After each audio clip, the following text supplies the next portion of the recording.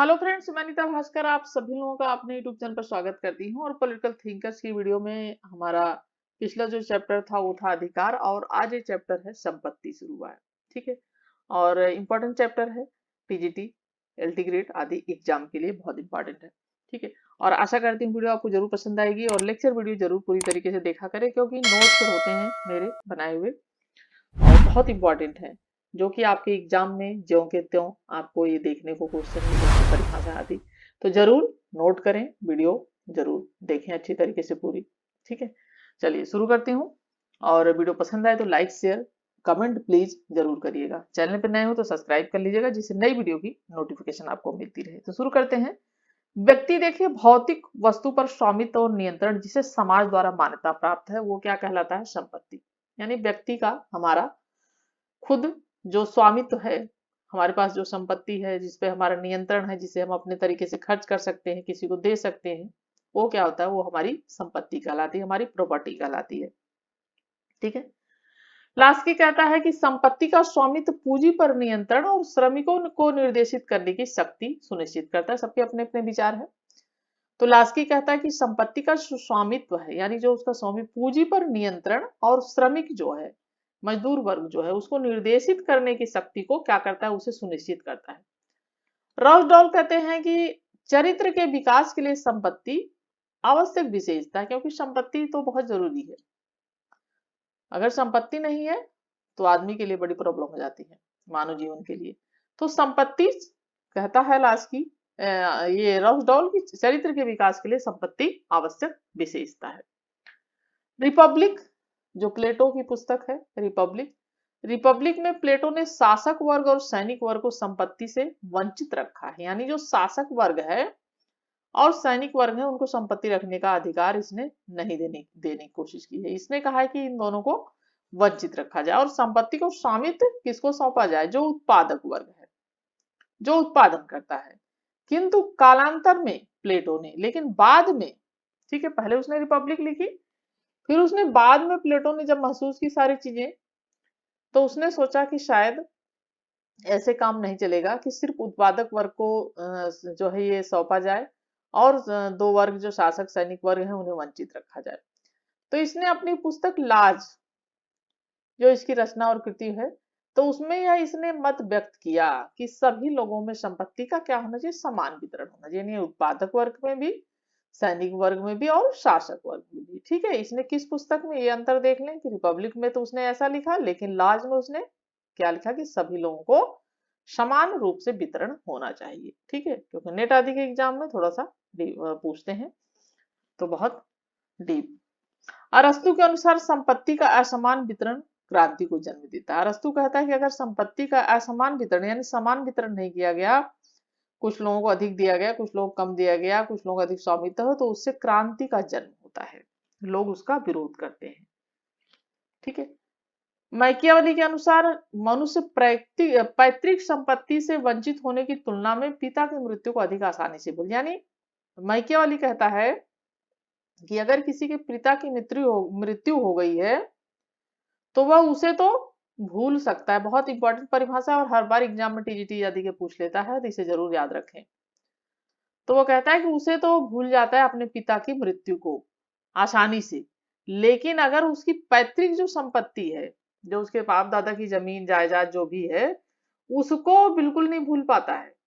यानी उसको भूलने की जगह ये अपने पिता की मृत्यु को भूल जाता है व्यक्ति। ये कहता है, यानी स्वाभाविक रूप से ये कहता है कि अगर किसी को किसी की संपत्ति जो है पैतृक संपत्ति से वंचित कर दिया जाए, उसको निकाल दिया जाए, तो वह बिल्कुल नहीं भूलता, जबकि उसके पिता की मृत्यु हो जाती है तो वह फिर भी भूल जाता है।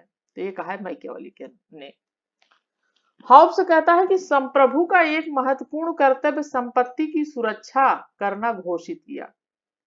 यानी एक महत्वपूर्ण कर्तव्य संपत्ति की सुरक्षा करना जरूरी है, संपत्ति की सुरक्षा करनी चाहिए। संपत्ति का उदारवादी दृष्टिकोण, उदारवाद के प्रमुख प्रवर्तक जॉन लॉक ने जीवन, स्वतंत्रता और संपत्ति, एक चीज, एक क्वेश्चन बनेगा उदारवाद का प्रमुख प्रवर्तक कौन है, तो वह जॉन लॉक। तो जीवन, स्वतंत्रता और संपत्ति, ये बहुत बार पढ़ा चुकी हूँ क्वेश्चन आंसर की वीडियो में भी। जीवन, स्वतंत्रता और संपत्ति के अधिकार को इसने प्राकृतिक अधिकारों की, नेचुरल जो राइट्स है, उसकी श्रेणी में इसने रखा है। ठीक है, लॉक के अनुसार संपत्ति का अधिकार राज्य की उत्पत्ति से पूर्व प्रचलित था। ये कहता है लॉक की संपत्ति का जो अधिकार था वो राज्य की उत्पत्ति से पहले ही प्रचलित था, और राज्य की उत्पत्ति संपत्ति के किसके लिए की गई है? उसकी रखवाली के लिए, उसकी सुरक्षा के लिए, उसका ध्यान रखने के लिए। हीगल ने लॉक के इस मत का समर्थन भी किया है। आदर्शवादी विचारक हीगल ने लॉक के इस मत का, इसने जॉन लॉक के मत का इसने समर्थन भी किया है। ठीक, लॉक ने संपत्ति के अधिकार को कानूनी अधिकार घोषित किया। उसके अनुसार व्यक्ति की सहमति के बगैर न तो उसकी संपत्ति को हड़पा जा सकता है और न ही उसे कर लगाने का अधिकार है, टैक्स लगाने का।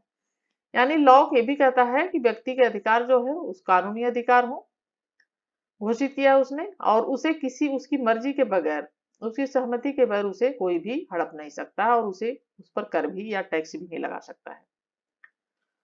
रूसो ने लॉक के इस मत को संपत्ति के अधिकार प्राकृतिक अधिकार है इसको नहीं माना है। ठीक है, हीगल ने जहां पे स्वीकार किया है, देखिए इस मत को, उसका समर्थन किया, वहीं रूसो ने इसे क्या किया है, उसे मना कर दिया है, यानी ये नहीं मानता है। ठीक है, प्राकृतिक अधिकार। उपयोगितावाद के प्रवर्तक जेरेमी बेंथम, इंपॉर्टेंट पॉइंट, पहला एक क्वेश्चन बनेगा कि उपयोगितावाद के प्रवर्तक कौन है, वो है जेरेमी बेंथम। जैसे कि उदारवाद के जनक कौन है, जॉन लॉक। तो इन्होंने संपत्ति के अधिकार को अधिकतम सुख का साधन बताया और यह तर्क दिया कि कानून को संपत्ति के अधिकार की रक्षा करनी चाहिए, या यानी जो कानून है उसको संपत्ति का जो लोगों का अधिकार है उसकी रक्षा उसको करनी चाहिए। उदारवाद के प्रवर्तक बेंथम ने। बेंथम ने यह भी कहा कि उपयुक्त मत का अर्थ यह नहीं है कि समाज में घोर आर्थिक विषमताओं को प्रेरित किया जाए, यानी जो आर्थिक विषमताएं हैं उसको, इसका मतलब ये नहीं कि हमने ये कह दिया कि रक्षा करनी चाहिए तो आर्थिक विषमताओं को उसको प्रेरणा मिले। बेंथम का सुझाव है कि समानता और सुरक्षा के मध्य संतुलन स्थापित होना चाहिए। ठीक है, समानता और सुरक्षा, इन दोनों के बीच क्या होना चाहिए, दोनों के बीच संतुलन होना चाहिए। ग्रीन के अनुसार व्यक्ति को संपत्ति का अधिकार ऐसी इच्छा की पूर्ति के लिए दिया जाता है जिसका उद्देश्य समाज हित हो। यानी व्यक्ति को संपत्ति का अधिकार ऐसी इच्छा की पूर्ति के लिए दिया जाता है जिसका उद्देश्य क्या होगा, सामाजिक हित हो, समाज का हित होता हो, समाज को लाभ होता हो। क्योंकि ग्रीन को यह आशंका थी कि एक व्यक्ति की संपन्नता दूसरे व्यक्ति की विपन्नता का कारण भी बन सकती है, इसलिए समाज के हित की बात की इसने। क्योंकि एक व्यक्ति बहुत अधिक संपन्न हो गया और दूसरा व्यक्ति क्या होता है, फिर उससे एक व्यक्ति अधिक संपत्ति अर्जित कर लेता है, तो उससे क्या होता है, दूसरा व्यक्ति को कम संपत्ति मिल पाती है या विपन्न हो जाता है, यानी गरीब हो जाता है। तो ये कहा है किसने, ग्रीन ने, टीएच ग्रीन। भू संपत्ति के विषय में ग्रीन ने तर्क दिया है कि भूमि इतनी सीमित है कि यदि कोई उसका बहुत बड़ा भाग अधिकृत कर लेता है तो अन्य लोग उससे क्या होते हैं, वंचित हो जाते हैं। ये अभी कहता है कि भूमि जो है, भूमि की मात्रा बहुत अधिक नहीं है, सीमित है, ठीक है, कम है, और यदि उसका कोई बहुत बड़ा भाग अगर उसका अधिग्रहण कर लेता है, उस पर कब्जा कर लेता है, एक तरीके से कह सकते हैं आप, उस पर अधिकार कर लेता है, तो अन्य लोग जो है क्या होंगे, उससे वंचित हो, क्योंकि एक ही व्यक्ति बहुत सारा धन संपत्ति खरीद लिया तो दूसरे को क्या है, उसको बहुत महंगा हो जाएगा, कम रहेगी तो फिर वो खरीद नहीं पाएगा। तो ये कहता है कौन, ग्रीन, ये भी तर्क देता है। अतः राज्य को भू संपत्ति का निर्वहन नियमन जो है सभी के पक्ष में करना चाहिए, यानी सर्व पक्ष में करना चाहिए राज्य को। ठीक है, ग्रीन का कथन। संपत्ति के उदारवादी सिद्धांतों को 3 श्रेणियों में रखा जा सकता है। प्राकृतिक अधिकारों का सिद्धांत, पहला पॉइंट, न्याय के प्राकृतिक अधिकार के सिद्धांत में संपत्ति को मौलिक अधिकार माना जाता है तथा यह अधिकार किन्हीं विशिष्ट संस्थाओं पर निर्भर नहीं होता है। यद्यपि कुछ संस्थाएं दूसरों की तुलना में प्राकृतिक कानून के अधिक निकट होती हैं। प्राकृतिक अधिकार का सिद्धांत, न्याय के प्राकृतिक अधिकार के सिद्धांत में संपत्ति को मौलिक अधिकार माना जाता है। ठीक है, यानी मौलिक अधिकार है व्यक्ति का, और यह अधिकार किन्हीं विशिष्ट संस्थाओं पर निर्भर नहीं होता है, कोई विशिष्ट संस्था हो इसके लिए। यद्यपि जो कुछ संस्थाएं वो दूसरों की तुलना में प्राकृतिक कानून के, नेचुरल कानून के अधिक निकट होती हैं। ब्लैक स्टोन ने संपत्ति को पूर्ण अधिकारों की कोटि में इन्होंने रखा है, ब्लैक स्टोन ने। दूसरा पॉइंट है श्रम के फल का सिद्धांत। इस सिद्धांत का प्रतिपादन किसने किया है, श्रम के फल का सिद्धांत, जॉन लॉक ने किया है, पहला पॉइंट।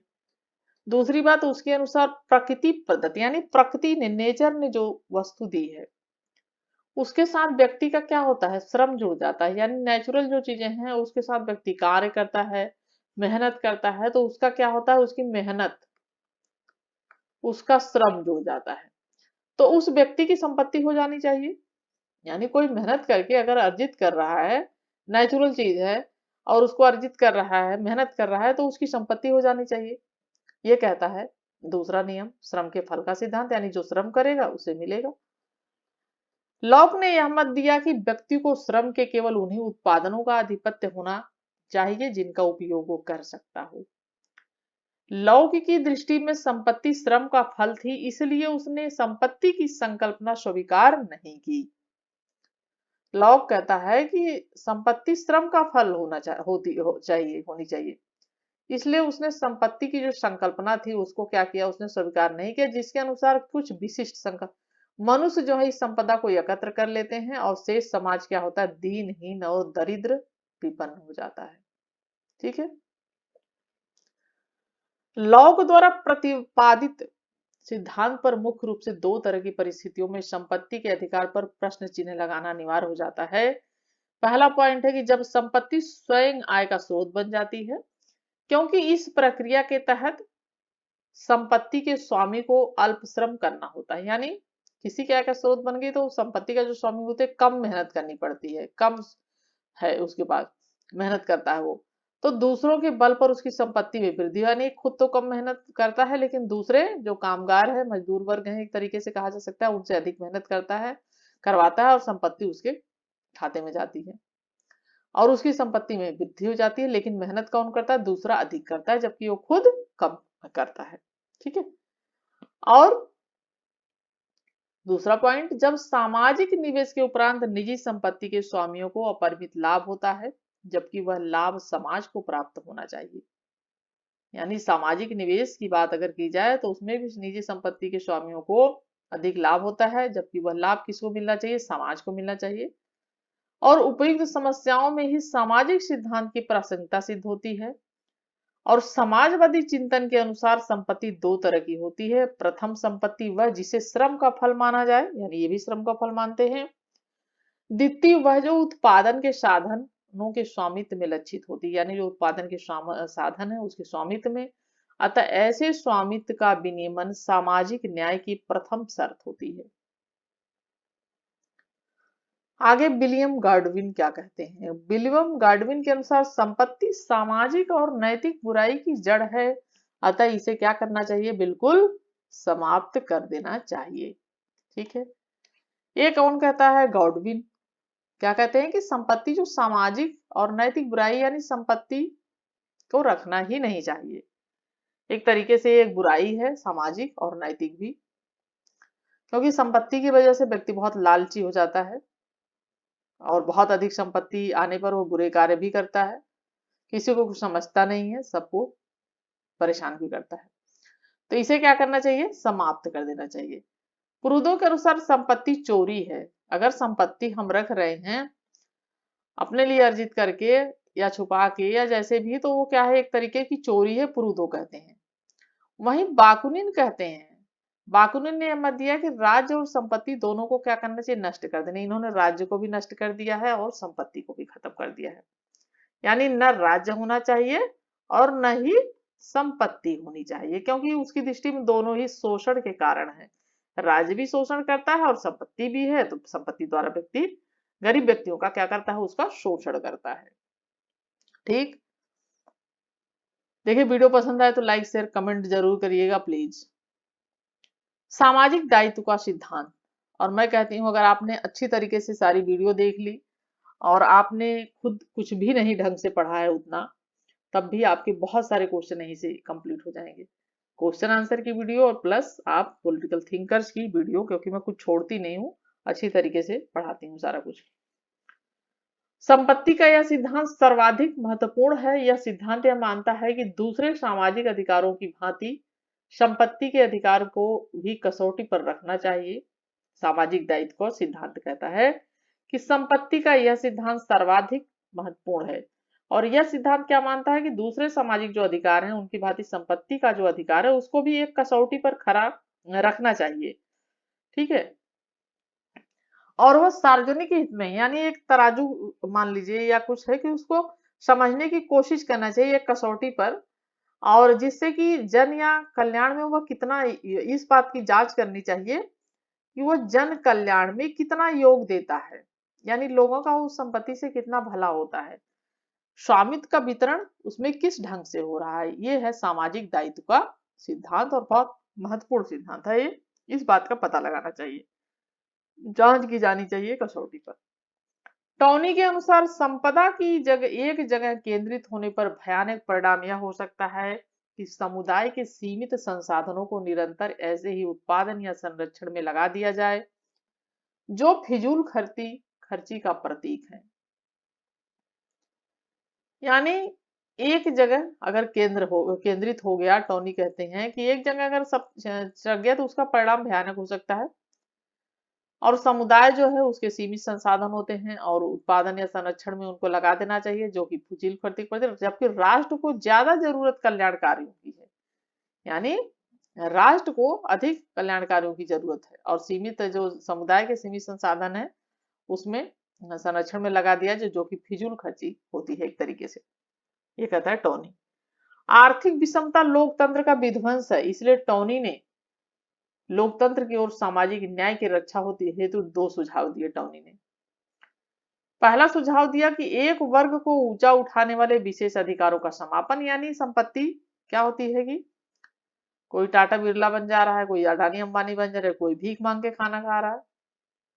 ठीक है, तो एक वर्ग को क्या है ऊंचा उठाने वाला जो है उसको समाप्त कर देना चाहिए, उसका समापन किया जाना चाहिए कि कोई एक विशेष वर्ग न उठ पाए। आर्थिक शक्ति संपन्न तानाशाह को सार्वजनिक सत्ता के प्रति उत्तरदायी बना दिया जाए। ठीक है, आर्थिक जो शक्ति संपन्न तानाशाह को सार्वजनिक सत्ता के प्रति उत्तरदायी बना दिया जाना चाहिए।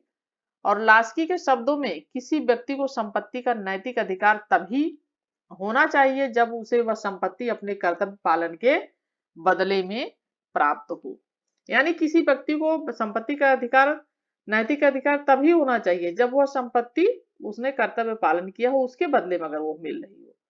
ठीक है, और आगे संपत्ति के संबंध में लास्की के विचार पढ़ेंगे नेक्स्ट वीडियो में। और आशा करती हूँ वीडियो आपको पसंद आई होगी, और पसंद आई तो प्लीज लाइक शेयर कमेंट जरूर करें, और जरूर आपकी अच्छी तैयारी हो जाएगी अगर आपने बराबर कंटिन्यू सारी वीडियो देखी। ठीक है, तो इसी के साथ नेक्स्ट वीडियो में आप सभी से मिलती हूँ फिर से। Thank you for watching video.